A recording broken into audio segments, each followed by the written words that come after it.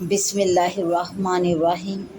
آپ صلی اللہ علیہ وآلہ وسلم کے زمانے میں اللہ کا ایک بندہ اپنے اہل و عیال کے پاس پہنچا۔ جب اس نے ان کو فکر و فاقہ کی حالت میں دیکھا تو جنگل کی طرف چل دیا۔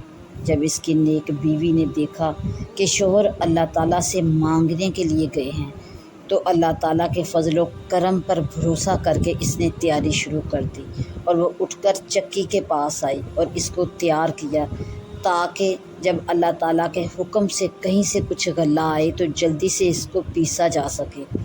پھر وہ تنور کے پاس آئی اور اس کو گرم کیا تاکہ آٹا پس جانے کے بعد روٹی پکانے میں دیر نہ لگے۔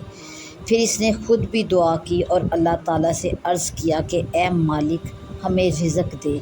اب اس کے بعد اس نے دیکھا کہ چکی کے گرد گرد آٹے کے لیے جو جگہ بنی ہوتی ہے وہ آٹے سے بھری ہوئی ہے۔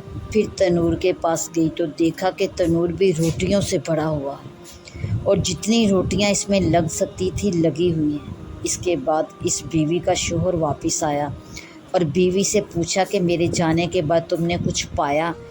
تو بیوی نے عرض کیا کہ ہاں ہمیں اپنے اللہ کی طرف سے کچھ ملا ہے، یعنی براہ راست خزانہ غیب سے اللہ تعالیٰ نے ہمیں عطا فرمایا ہے۔ یہ سن کر خامد بھی چکی کے پاس گئے اور اس کو اٹھا کر دیکھا، یعنی تعجب اور شوق میں غالباً اس کا پاٹ اٹھا کر دیکھا۔